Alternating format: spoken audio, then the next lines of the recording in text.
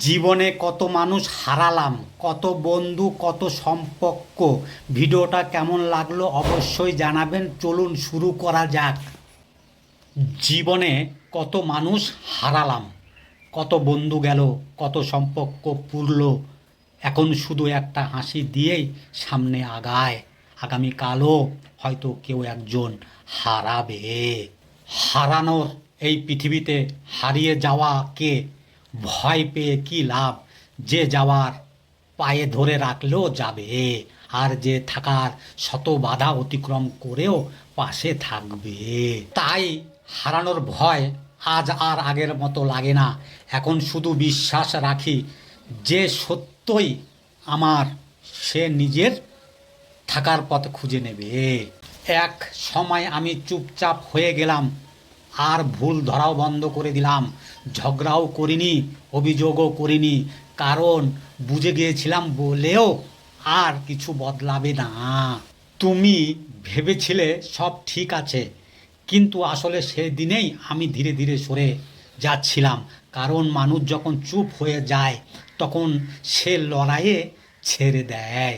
আর লড়াই ছেড়ে দেওয়ার মানেই হার মানা নয়, মানুষটাকে হারিয়ে ফেলা।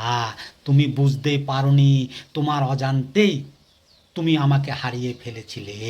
জীবনে আর কোনো কিছুর প্রতি আশা নেই। স্বপ্নগুলো একে একে ভেঙে গেছে, ইচ্ছেগুলো নিঃশব্দে হারিয়ে গেছে। শুধু একটা ছোট ইচ্ছে বেঁচে আছে। একদিন হঠাৎ করে হাসতে হাসতে হারিয়ে যাওয়ার, সবার কাছে থেকে দূরে সরে যাওয়ার ইচ্ছে, যেন কেউ বুঝতেই না পারে এই হাসির আড়ালে কতটা কষ্ট, কতটা ক্লান্ত লুকিয়ে আছে। না বলা অনেক কথা জমে আছে ভিতরে ভিতরে, ভেঙে পড়ার গল্প। তবুও বাইরে থেকে সব ঠিক থাকার অভিনয়। মানসিক শান্তি সব কিছুর চেয়ে দামি। যেখানে নিজের মূল্যায়ন নেই সেখান থেকে সরে আসতে শেখো।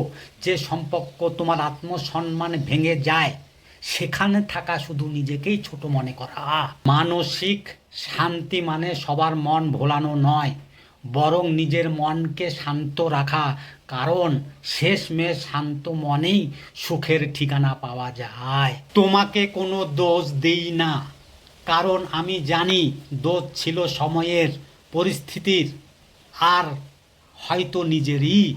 সব কিছু ঠিক থাকার পরেও সব যে এলোমেলো হয়ে গেল, দোষ দেই নিজের ভাগ্যকে। যে ভাগ্য কখনো আমার মন বুঝলো না, মনের কথা বুঝলো না। আমি চেয়েছিলাম শান্তি, ভালোবাসা আর একটুখানি সুখ, কিন্তু ভাগ্য আমাকে দিল কষ্ট, অভিমান আর একাকিত্ব। স্তব্ধ তার গর্জন।